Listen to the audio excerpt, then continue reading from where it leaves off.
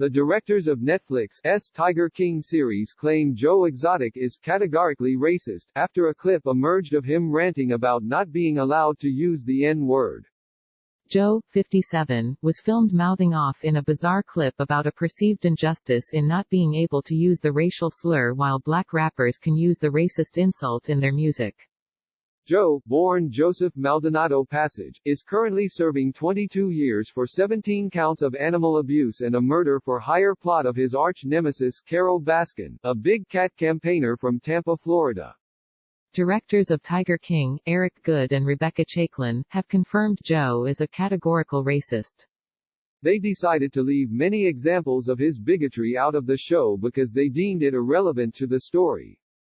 Chaiklin told The Hollywood Reporter, "Joe is a racist, I would say categorically. He said things when we were filming that were very unsettling." When asked why the scenes were left out, she said, "They didn't have a context in the story, but he has a lot to learn. I think most of it was ignorance and not having a lot of exposure, and I think he even evolved over the course of the time that we filmed." In the original video, which is titled, Message to Donald Trump Day 29, he starts the rant, "I can't say the N-word." But you can get on YouTube and watch any black man's rap video and they're calling each other the N-word. What the hell? Is this discrimination? I'm white and I can't say the N-word and they can. He then continues his tirade but refocusing on the Department of Agriculture. The video is 13 minutes long and includes Joe airing his grievances at various leaders and departments in American politics and society. In an earlier interview, Goode noted that he, and viewers, have a certain degree of sympathy for Joe. To The Hollywood Reporter, Goode sought to remind Joe's new fans of his previous actions, which he described as cruel.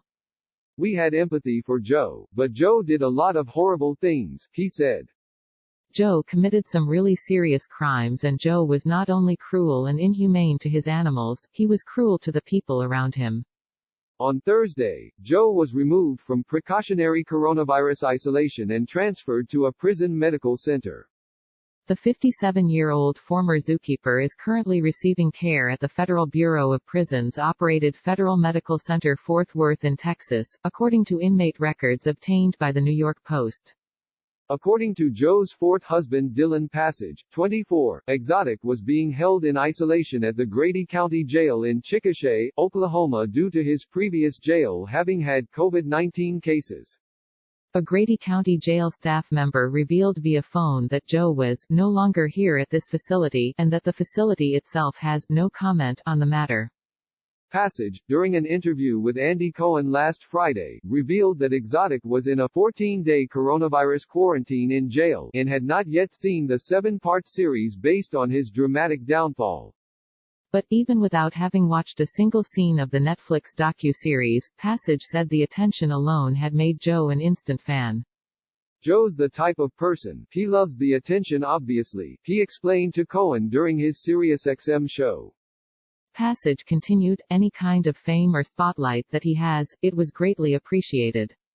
Tiger King, Murder, Mayhem and Madness entered Netflix's queue on March 20, was met with immediate popularity, and continues to sit at number 1. The day prior to the docu-series premiere date, Exotic filed a lawsuit against the federal government and asked President Donald Trump for an official pardon, according to New York Post. Specifically, the Oklahoma native wants Trump to pardon his murder for hire conviction, as well as his Endangered Species Act violations. The lawsuit, announced on Joe's Facebook page, is demanding a combined $94 million from the U.S. Fish and Wildlife Service. Joe wrote of his lawsuit, "This lawsuit has been filed in the name of justice. The Trump administration must be made aware of the overreach, perjury, abuse of power and the failure to uphold the oath of their position, which is truth and justice for all.